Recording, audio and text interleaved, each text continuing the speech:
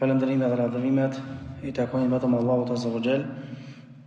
Salavatet dhe selamet I dërgojmë Muhammedit alayhi salatu wassalam. Paqja dhe mëshira e Zotit xhallahu ala qoftë mbi të familjen e tij, shokët e tij sinqert besnik dhe mbi të gjithë ata që e pasojnë deri ditën e gjykimit. Jemi në ligjëratën e radhës tek cikli ligjëratave bukuritë dhe mësimet e kryerjes së haxhit. Njerëzit lakmojnë me shku në umre, me shku në haxh, me shku me vizitu vendin e shenjtë Mekën, nga sa Allahu Azza wa Jall I ka dhënë siguri të përhershme Mekës në këtë dunjë.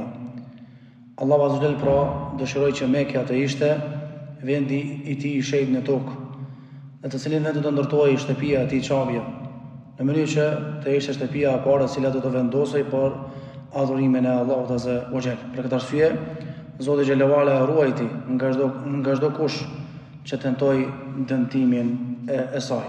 Dhe dëshmia më e madhe për këtë mbrojtje dhe për këtë siguri të Mekës është edhe tregimi pra I poseduesve, do thotë të elefantit, të cilët do thotë dëshën që do thotë ta rënojnë Çabën. E kemi cek dhe kemi mbajtur ligjërat, do thotë se kush kanë qenë ata, të cilët do thotë kanë tentuar që me rënë Çabën. Transmetohen nga Harith ibn Malik radhiyallahu anhu se thotë kom dëgjuar pejgamberin sallallahu alajhi wasallam duke thënë në ditën e çlirimit të Mekës, për Mekën pra, kjo nuk do të luftohet Mekja pas kësaj dite, pra pas çlirimit të Mekës deri në ditën e Kiametit. O fjala nuk do të luftohet nga besimtarët, e as muslimanët nuk do të kenë nevojë më ta shlojnë Mekën, nga se tashmë është liruar nga idhujtaria, nga shirku, është vërë vendi I tauhidit dhe imanit. Ndërsa pas çlirimit të kësaj Mekës, të kësaj dite, nuk do të ketë nevojë të shlohet më deri në Kiamet. Pra, është për qëllim që nuk do të luftohen nga ajo besimtarët, kurse nga vetë muslimanët, do thotë kanë bo, do thotë luftime në rreth Çabës, siç ka qenë rrethimi që Haxhaxhi I boni Ibn Zubairit, po ashtu do thotë luftimi I shirkëve keramit që kanë ndodhur do thotë në Çabë. Transmetuesi I hadithit pra është Harith ibn Malik al-Laythi, I cili është njohur si Ibn Bersa. Ibn Bersa e ka marrë këtë nome për shkak se nona e tij kishte emrin Bersa. Ka qenë një sahabi që jetoi në Mekë, pastaj u shpërngul në Medinë. Interesant është ky sahabi e ka transmetuar vetëm një hadith, dhe kjo është ai hadith që e ka transmetuar, dhe hadithin e ka shkruar Imam Ahmedi dhe ka saktuar Sheikh Albani. Ky sahabi ka vdek, do thotë ka fundi I khilafetit, do thotë Muawiya ibn Abi Sufjanit, Allahu qoftë I kënaqur me ta. Pra brenda Mekës kanë ndodhur luftime nga ana e muslimanëve. Madje kjo ka ndodhur disa herë, jo vetëm një herë. Më I famshëm që luftojnë atë ishte Haxhaxhi, kur e rrethoi Ibn Zubairin radhiyallahu anhu, po ashtu u luftua nga kerametët, do thotë që I cili është sekt I devijuari I shiave. Kjo do thotë se hadithi lajmëron se Mekka pas shërimit të saj, o fjala nga pejgamberi sallallahu alajhi wasallam, nuk do të luftohet më nga idhujtarët, dhe se ajo nuk do të ketë nevojë më, do thotë të shlirohet, o fjala të mbushet me shirk, edhe nuk do të shlohet më nga pabesimi, nga se do të jetë vend I tauhidit, imanit, besimit. Se rrjedhoi muslimanët pra nuk do të kenë nevojë të luftojnë në të Mekë, do thotë për ta mbrojtur, do thotë Mekën nga shirku apo idhujtaria. Banorët e Mekës normalisht nuk do të kthehen më të gjithë në pabesim, ndaj edhe nuk do të luftohen për pabesimin e tyre. Mekja është vendi më I sigurt në botë, Islam deri ditën e gjykimit. Ka qenë, do të jetë dhe është deri ditën e gjykimit. Gjithashtu Mekja është zakonisht ambienti më I mirë për besimtarët, do thotë për ta ruajtur imanin, besimin e tyre. Gjithashtu nxitja e banorëve të Mekës, do thotë dhe vizitorëve që të jenë të përqendruar, do të llogarisin qëndrimin në Mekë një javë, 2 javë, sa kanë menej si lloj begati. Po ata që e kanë plan me jetu aty, sa të jenë gjallë, të llogarisin si begati të veçantë nga Allahu Azza wa Jall, që Allah e ka bënë nasib me nejt në Mekë. Gjithashtu është nxitje dhe këshill për banorët e Mekës që ta falenderojnë Allahun Azza wa Jall për mirësitë e tij, konkretisht për mirësinë e të qenërit, do thotë banor I Mekës. Hadithin e fjalën na nxit gjithashtu për të banuar në Mekë, dhe kjo është normalisht nga mrekullitë mahnitse që ka lajmëruar për të pejgamberi sallallahu alajhi wasallam, dhe kjo mrekulli tregon për vlerën e madhe dhe pozitën e saj që ka Mekja te Allahu Azza wa Jall, dhe normalisht vërteton pejgamberllokun e Muhamedit alayhis salam se ai nuk flet nga hamendja e tij, por çdo fjalë e tij është, do thonë shpallje, por ka paralajmëruar që më nuk do të ketë nevojë Mekja më shliru, por dhe vetëm do të ketë, do thotë, kish kuptime dhe luftra mes muslimanëve apo gjakderdhje në Mekë. Ndërsa sa i përket aspektit besimit, do thotë do të mbese vendi i sigurt i imanit, besimit dhe tauhidit, që nga koha e shëlimit nga pejgamberi deri në ditën e gjykimit. Gjithashtu duhet përmendur se dietarët kanë thonë se nëse në Mekë hyn një grup tiran i padrejtë zullumçar, apo dikush i ngjashëm tenton ta uzurpon Çabën apo Mekën, atëherë lejohet luftimi i tyre derisa të kthejnë ata tek e vërteta dhe derisa ta ndalin këtë zullum. Shkak i daljes nga Mekja, do thotë o fjala i daljes së nipit pejgamberit Husajnit, normalisht ishte frika se do thotë do të përhapet luftë në Mekë dhe mes banorëve të saj për shkak të tij. Dhe normalisht e boni kabull me lon Mekën me vetëm qëllim që mos shkaktohet hutit gjakderdhje dhe mos bëhen padrejti në mesin e Mekasve. Nga aspektet e madhështisë që preferohet të gjallorohet mesin e muslimanëve, e posaçërisht nga Mekasit që janë të jetuar aty, është edhe madhrimi, do thotë i haremit, edhe i Çabës në kuptimin e fjalës se vetëm Allahu madhrohet, por respektimi i atij vendi që është i shenjtë. Për shembull, çish respektohet me majt pastërtinë, duke mos hedh mbeturina, duke mos hedh shishe, letra, por duke i vendosur ato në vendet veçanta dhe duhura që i kanë vendosur pastruesit. Dhe kjo është një nga respektet që vjen e para si ndërgjegje njerëzore dhe vjen si burim i zakoneve të mira të njerëzve të mirë dhe vjen si respekt i madhrimit të shenjave të Allahut Azza wa Jall. Për ta thyer Allahu tha: "Dhalika wa may yu'azzim hurumatillah fa huwa khairul lah." Kjo është për ata që i madhrojnë simbolet e Allahut Azza wa Jall dhe kjo është e mirë për ta. Do thotë madhrimi i simboleve të fesë është prej devotshmërisë. Transmetohet nga Mesur ibn Muhrime dhe Marwan ibn al-Hakim se kanë thënë: në kohën e Hudejbiyes, pejgamberi sallallahu alajhi wasallam doli derisa arriti te disa rrugë. Atëherë tha pejgamberi Khalid ibn Walidit që nga në El Ghamim, do të kush është El Ghamim, është lugin mes Mekës dhe Medinës, në një kalë të Kurejshëve në ballë të ushtrisë, ndaj ktheuni djathtas. Pasha Allahu Khalidi nuk i vrejtë ata, vetëse kur u ngrit pluhuri i ushtrisë. Atëherë ai filloi të vraponte duke paralajmëruar Kurejshitët, kurse pejgamberi sallallahu kaloroi derisa arriti te një rrugë mes kodrave dhe zbritje ka ata. Por kafsha ati u ndal, pra ul në gjunjë devja dhe njerëzit thanë: u ndal kafsha, nuk po ecën kasuaja, do thotë emri i devës së pejgamberit sallallahu alajhi wasallam. Atëherë tha pejgamberi nuk është ndalur kasuaja, as nuk e ka zakon të mos i nënshtrohet pejgamberit, por e ka ndalur ajo që e ka ndalur elefantin. Më pas tha: pasha në dorën të cilit është shpirti jam, nuk ka çështje, cilësi që më kërkojnë dhe në të madhështojnë shenjat e Allahut Azza wa Jall, pra nuk luftojnë atë, vetëm unë do t'u jap atyre, do t'u përgjigjem atyre. Pastaj e çertoi atë dhe normalisht kasuaja devja pejgamberit u ngrit. Transmetuesi i hadithit thamë është Mesur ibn Muhrime, që emri i tij është Abu Abdurrahman az-Zuhri. Edhe normalisht ky dhe babai i tij ishin nga sahabat radhiyallahu anhum ajma'in, sahabat e pejgamberit sallam, ishte faqih i madh dhe me dëshmëri, do thotë të madhe, shquhej mesin e sahabëve, ka vdekur në vitin 64 të Hijri, do thotë në Mekë. Ndërsa transmetuesi tjetër Marwan ibn Hakim e ka emrin Abu Abdul Malik al-Amawi, ka qenë Medinas, ka jetuar pra Medinë Ansar, ka vdekur në vitin 65, do thotë Hijri.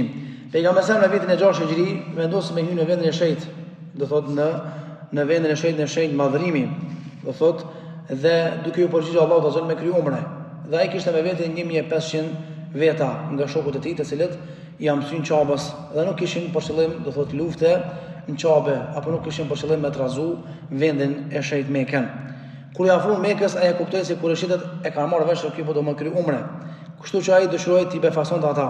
Kur ishte në kodrën, do thotë që zbret mbi ta, kafsha ati ul dhe refuzoi të ecte.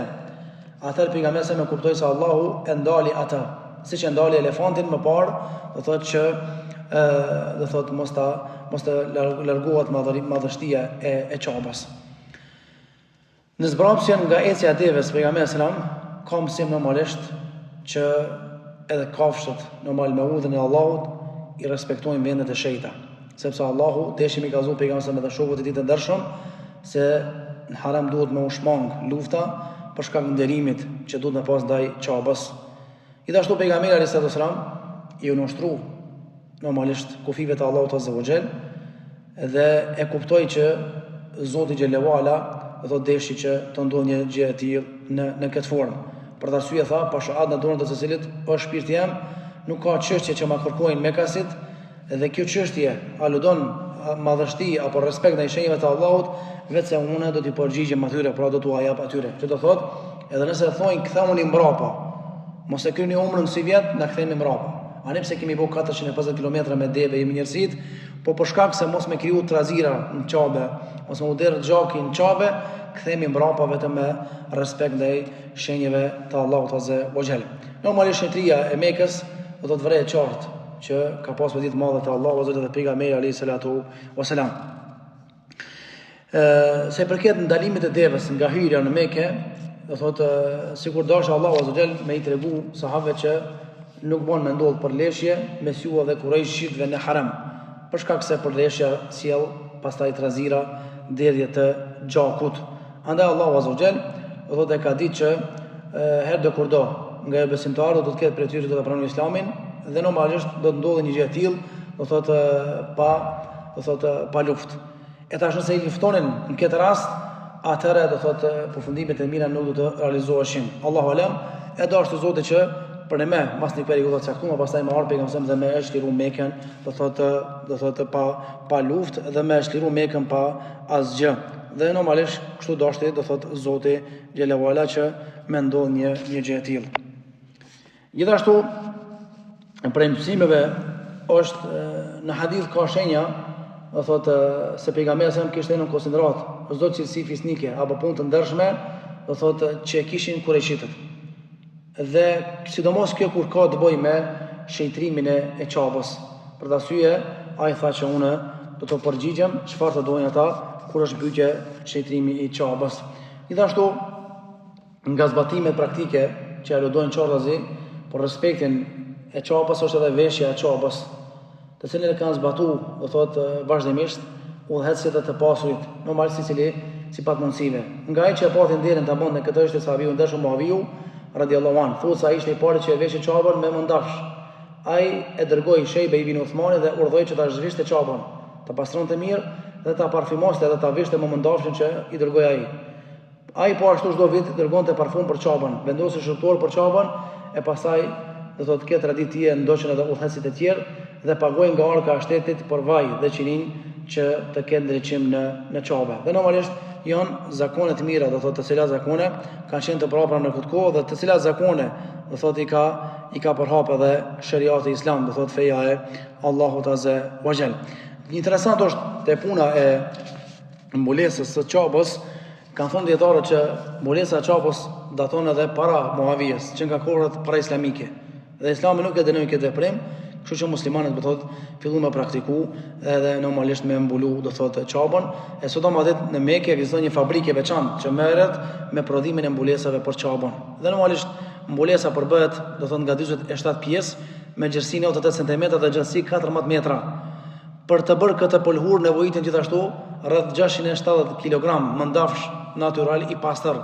Normalisht vargjet që I shohim do thotë polhura e qabës shkruan në polhurë të zezë me fije ari. Çdo vit një mbulesë e re për qabën bëhet tërësisht me dorë, e cila ndrohet në ditën e 9 të Dhulhijhes, pra, që është nesër dita e Arafatit. Një mbulesë rezervë bëhet gjithashtu në rast se ka ndonjë ndëntim në mbulesën e vendosur. Prodhimi I kësaj normal kushton rreth 25 milion, do thotë rial. Normalisht Allahu I shpërblet të gjithë ata që kujdesen për shtëpinë e Allahut azza wa jall dhe të gjithë ata që shpenzojnë çdo rial dhe çdo cent për të dukur më bukur, do thotë qabja e shenjtë. Gjithashtu për ta respektuar qabën, realisht është një kërkesë fetare dhe është një amanet I madh që e kemi marrë nga Allahu azza wa jall. Është amanet I cili nuk duhet të anashkalohet. Dhe kjo është përgjegjësia e madhe për prisjet që Allah I begatoi me qenë për kujdestar ndaj vendeve dhe ndaj njerëzve.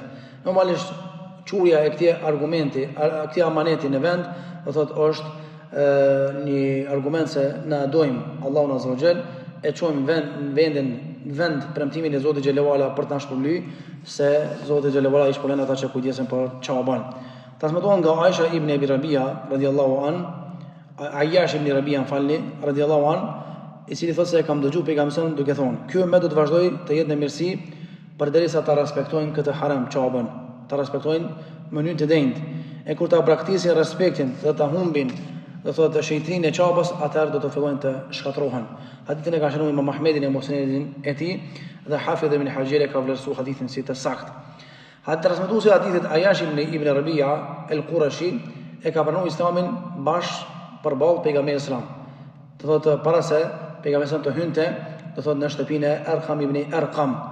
I ka botu dy hijretet dhe ra dëshmor shahid në luftën e Yamamas. Ibn Qayyim rahimullah kur përmend veçoritë e shtëpisë së Shej Qabës, të cilën e ndërtoi Ibrahimi alayhis salam, thotë: Allahu azza wa jalla bëri gjurmët e tyre në tokë, shkak që të qëndrojë bota dhe të ruhet. Andaj do të vazhdoj Qabja të qëndrojë derisa të mbesin edhe gjurmët e Qabës, edhe gjurmët atyre që kanë ndërtuar Qabën.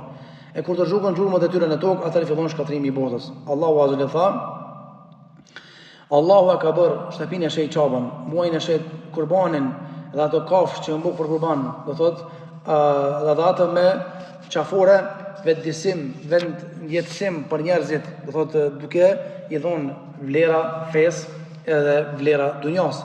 Ibn Abbasi kur fol për këtë ajet të surës Maide 97 thotë, nëse të gjithë njerëzit do ta bakrisin haxhin, qielli do të binte mbi ta.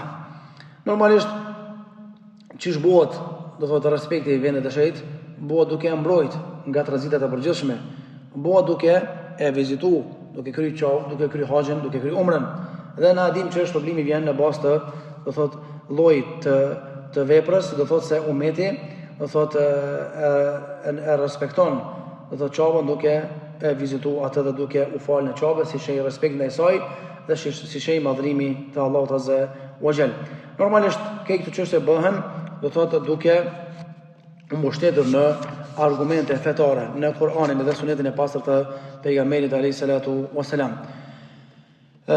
Pastaj njerëzit munduan, do thotë që me bë video në rrjetet sociale, për shembull shohim kanale lëvizje, dhikre rituale të ndryshme, të gjithshme, që njerëzit munduan me i bën Qabe nga tarikate të ndryshme, sufive, dervishve, që realisht to nuk kanë të bëjnë as pak me Islamin. Andaj duhet të largohemi këtyre gjërave dhe promovimet e këtyre gjërave, nga se çka thon pejgamberi sallallahu alajhi wasallam, men ahdatha minna, kush e bën një vepër që nuk është sipas siç son, do thotë favorat, ajo është e refuzuar. Andaj muslimani nuk duhet të mashtrohet pas këtyre gjërave, por e kryen umrën, e kryen haxhin, edhe sillen në Qabe ashtu siç ka porositur Allahu azza wa jall, edhe siç ka porositur pejgamberi alayhis salatu wasalam.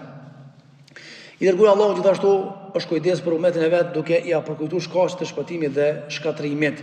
Dhe duke ia bërë me dije që respektimi i Qabës dhe vendit të shenjtë është çështje obligative, nuk është çështje se bën apo do thotë nuk bën.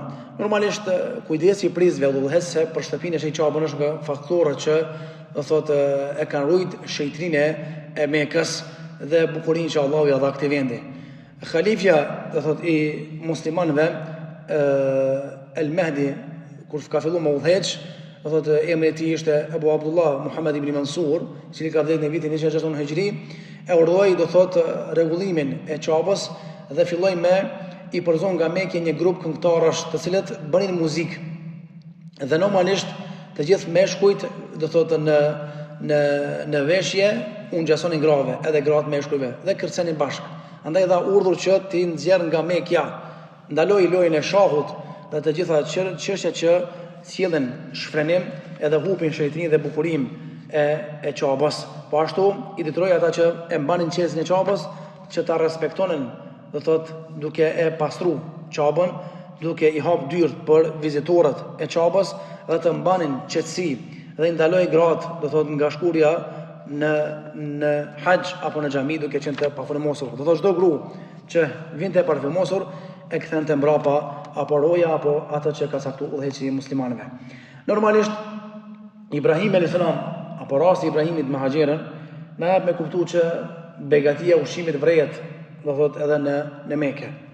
Na dim që ushqimi i 2 vete i mjafton 4, ushqimi i 4-ve 6 dhe kështu me radhë, apo 8.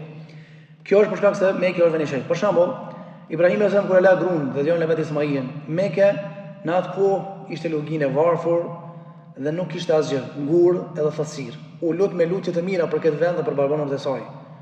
Këto lutje, do thotë, e dhan afektin e vet dukshëm në Mekë dhe për banorët e saj gjatë tërë kohës. Për arsye, Allahu azza wa jall tha: ربنا إني أسكنت من ذريتي بواد غير ذي زرع عند بيتك المحرم ربنا ليقيموا الصلاة فاجعل أفئدة من الناس تهوي إليهم وارزقهم من الثمرات لعلهم يشكرون. Sura Ibrahim, ajeti 37.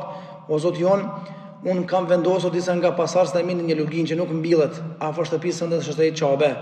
Me vetëm në qëllim që ta falë namazin. Prandaj bëj që zemrat e njerëzve të ndjejnë dashamirësi për ata dhe jepu fruta me qëllim që ata të jenë falëndërues dhe minjos ndaj teje. Transmetohet nga Abdullah ibn Zeid ibn Asim radhiyallahu an se i dërguari i Allahut alayhi salatu wasalam ka thënë: Ibrahim alayhis salam e bëri Mekën haram të shenjtë dhe u lut për banorët e saj.